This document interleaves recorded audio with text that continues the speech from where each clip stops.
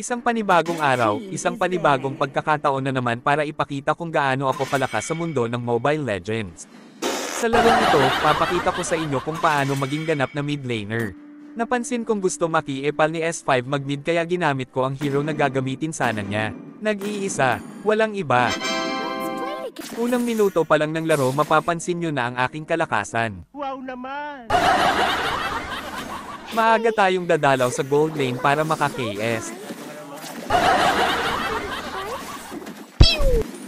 Uy, bagsak! Maging si Moskov ay hindi na nakagalaw at marahil nagulat ito sa taglay kong galing. Ulul! Sumunod naman akong pumunta sa bot lane para linisin ang mga minions. Nagulat ako na may kalaban pala akong napatay. So weird. Tila inaabangan pa tayo ni Harley Baby sa damo. Mamaya ka lang at raratratin kita hanggang sa di ka na makatayo. Hindi mo alam binibili mo. Kita nyo kung gaano ako pagaling umibabaw dumalaw sa ibabaw. Sana all.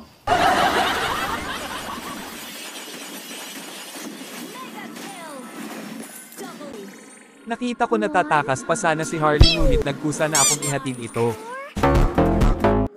Isa pa yung nasa bot lane na uuwi na sana pero dahil sobrang bait ko ako na nagdala sa kanya sa base.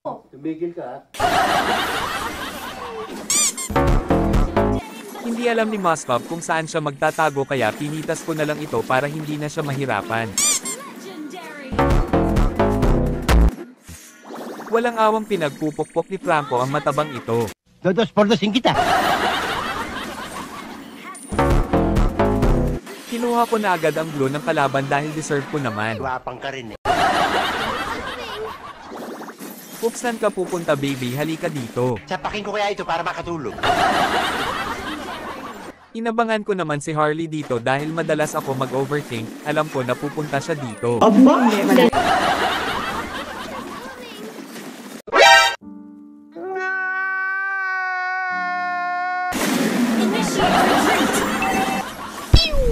Naaga ko pa nga ito.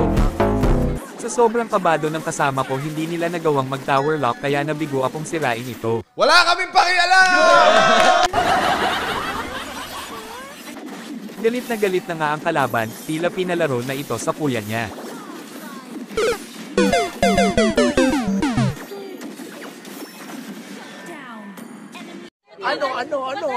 Ano ang sa inyo? Natamimi kayo. Payapa kong kinukuha ang Lord nang biglang dumating ang mga kalaban. Tarihan nyo! Buti ay nakuha namin ito. Nakakagulat si Daddy Franco dahil bigla na lang ito bumibingwit ng kalaban. Makikita niyong naubos ang aking kasama dito. Halabanan mo?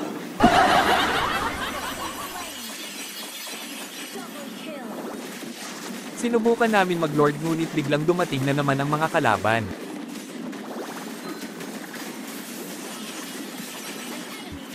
Nakuha nila ito kaya sa kasamaang palad na ubos kaming lahat. Kita mo na, pinagmamayabang mo. Ayan, puro mga ilan naman palang katuturan.